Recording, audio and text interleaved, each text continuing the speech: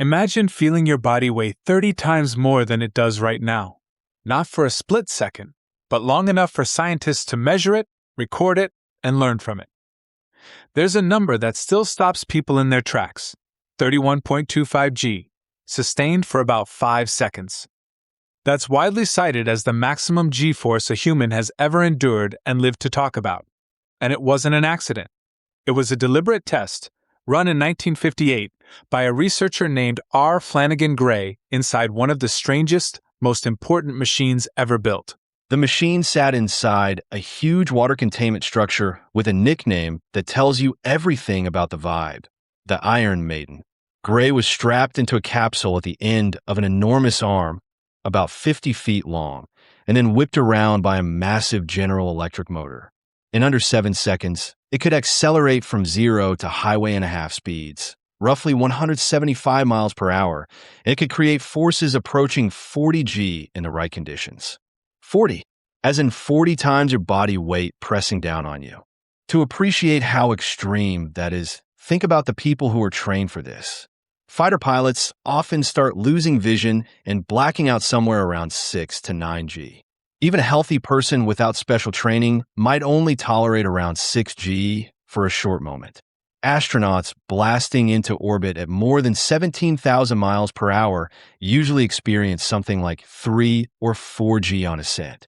And even elite test pilots using specialized breathing and bracing techniques might make it to the high teens. So Gray's run wasn't just impressive. It was nearly unbelievable. But here's the twist. The most remarkable part of that story may not be the man who took the ride. It's the place where it happened and what that place went on to do. The facility is known today as the Fuge, and it was and still is considered the largest and most powerful human-rated centrifuge in the world. This one machine helped push aviation from World War II-era aircraft into the jet age, and it played a major role in preparing the United States for early spaceflight and, ultimately, for the moon. And the origin story of this legendary site is not what you'd expect. It starts, strangely enough, with carriage making. Back in 1810, a company called Brewster and Company was founded in New Haven, Connecticut. They built high-end carriages and eventually opened a showroom in New York City. Over time, as transportation changed, Brewster changed with it. By the late 1800s, they were in the automobile world, often doing contract work for other prestigious makers. Then, in the early 1900s, they began creating their own line of luxury cars, beautiful, expensive machines for people who could afford them. In the 1920s, Brewster expanded again, this time into aviation. But history had other plans. When the Great Depression hit, the market for luxury vehicles collapsed. Even with efforts to adapt, Brewster couldn't survive the financial pressure. Bankruptcy proceedings came in the mid-1930s, and the company's remaining assets were sold off not long after. Out of that collapse came a new chapter. In 1932, an aeronautical engineer named James Work acquired Brewster's aviation division and formed the Brewster Aeronautical Corporation. At first, they weren't building headline-grabbing airplanes. They were making components, things like floats for seaplanes and wing parts. But they quickly pulled in talent, built up engineering leadership, and started producing their own aircraft designs. By the early 1940s, Brewster had grown into a serious defense manufacturer with plants in New York and New Jersey, and they expanded again by acquiring property in Warminster Township, Pennsylvania.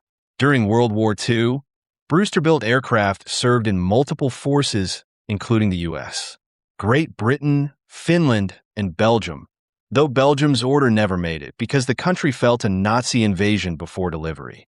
Brewster's story, however, wasn't just about engineering. It was also about management problems. The company expanded quickly and not always wisely. Production promises exceeded what the factories could realistically deliver, and operations were inefficient. Eventually, the U.S. Navy stepped in and took control, installing new leadership and reorganizing the company's direction. Brewster even began producing the Corsair under license for a time. But when contracts dried up in 1944, the financial situation became hopeless. Within a couple of years, the company was effectively finished and dissolved. Yet the Warminster site didn't fade away. In fact, That's when it became something bigger than Brewster ever was. The Navy took over the lease in 1944, and the field became an active hub where aircraft were modified and prepared before heading out to fleet service, especially for carrier operations. Over time, the site's role evolved through several designations and missions, reflecting how rapidly aviation and military research were changing in the mid-20th century. Then, in 1952, the facility gained the addition that would define it for decades, the Aviation Medical Acceleration Laboratory. And with it came the giant human centrifuge. So what is a human centrifuge in plain terms? It's a machine that spins a person around in a capsule at the end of a long arm, generating high gravitational forces, Gs. The faster you spin, and the longer the arm, the more force you can create. It's a controlled way to simulate what pilots and astronauts might experience during sharp turns, rapid acceleration, launches, and other extreme flight conditions. In other words, it's one of the most intense classrooms ever built.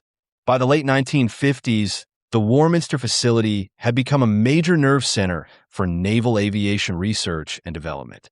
It contributed to experiments involving jet and rocket engines, and it played a role in the development and testing of pressure suits, the kind of equipment NASA needed as it began sending humans beyond the atmosphere. And the astronaut connection here is not a small footnote. This site became a home base for early astronaut training. The Mercury astronauts trained here, and it stayed relevant through Apollo. In fact, every person who walked on the moon passed through this program and spent time with this centrifuge. The same facility also supported high-performance flight research like the X-15 program, helping prepare pilots for an era where aircraft were starting to blur into spacecraft. It also wasn't only about human endurance and spaceflight. A lot of technology that people now take for granted traces back to work done at this center. Early versions of flight data recorders, what many people think of as black boxes, were developed in this environment. Systems related to landing and braking, including concepts that would later connect to space shuttle landing needs, were tested here. The site also supported work on high-altitude reconnaissance equipment, ejection systems, and even projects related to GPS. It was the kind of place where the future quietly got built behind closed doors. Now, let's go back to the centrifuge itself because the engineering is almost as wild as the G-forces it produced. This machine wasn't just large. It was so heavy and produced so much twisting force that it had to be anchored directly into bedrock. The location in Warminster turned out to be ideal because the underlying rock was exceptionally stable, exactly what you want when you're spinning tens of tons of machinery at extreme speeds. At peak output, the centrifuge system could reach something like 16,000 horsepower in a burst. It drew so much power that the local utility needed advance warning before a run. Picture that for a moment. A single training device, so demanding that you have to coordinate with the power company before you turn it on.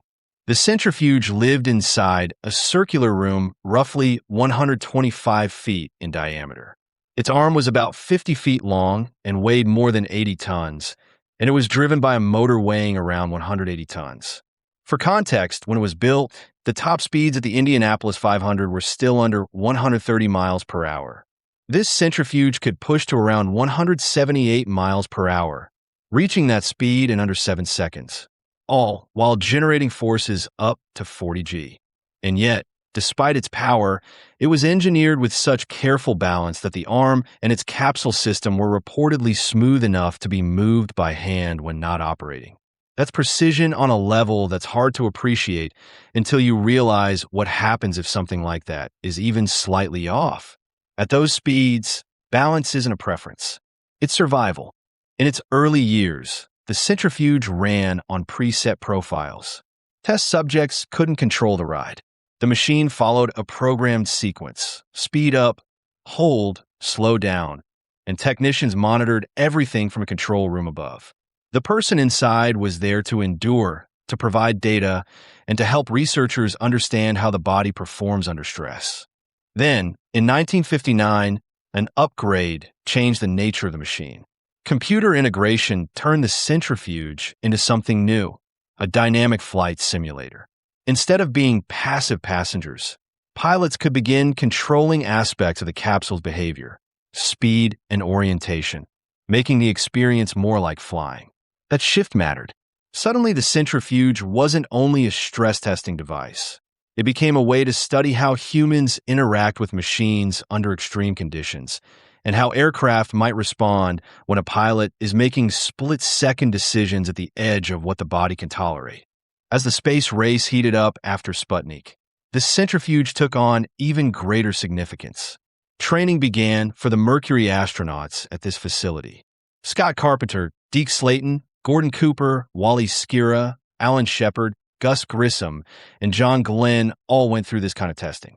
Glenn, famously, described the centrifuge in less than affectionate terms, calling it dreaded and even sadistic, which, honestly, sound about right for a machine designed to push your circulatory system to its limits. But that discomfort served a purpose. The data gathered here advanced aerospace medicine and improved safety. It helped researchers understand how blood flow, vision, consciousness, and heart rhythm respond under heavy loads. One striking example. It was in this controlled centrifuge environment that a heart arrhythmia was detected in Deke Slayton, an issue that ultimately kept him from flying on later missions at the time. It's a reminder that these tests weren't just about toughness.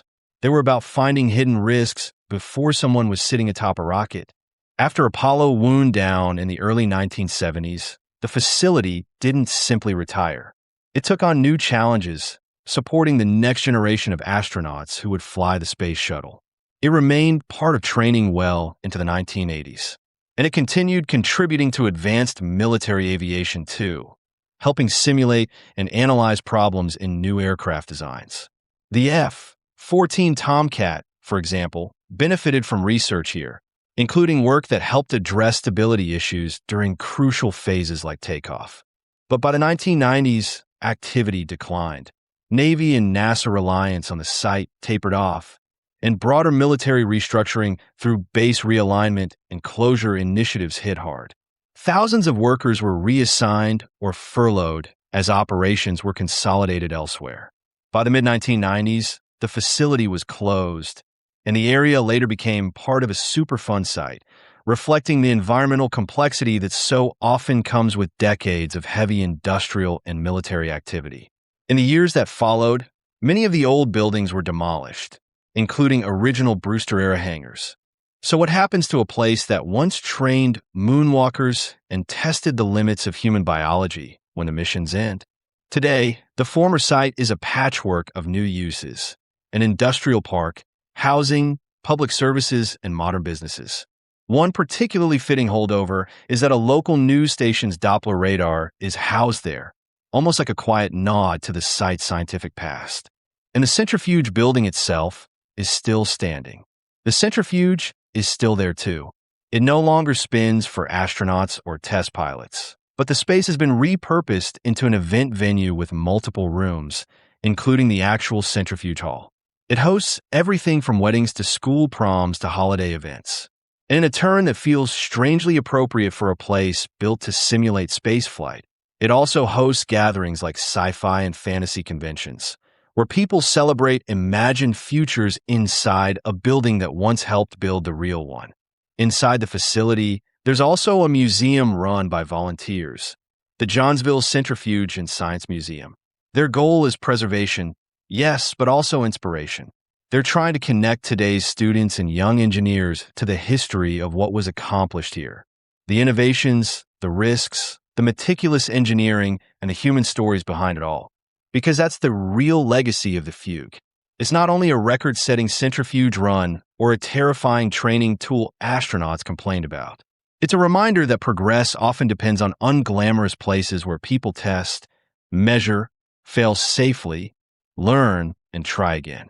This facility helped make commercial aviation safer, strengthen national defense, and supported the research and training that put human beings on the moon. And even though the wheel no longer turns, the story still does. Every time you hear about a pilot surviving extreme maneuvers or an astronaut enduring the brutal physics of launch, a little piece of that capability traces back to places like Warminster, where the limits of the human body were taken seriously, studied carefully, and in one astonishing case, pushed all the way to 31.25 G.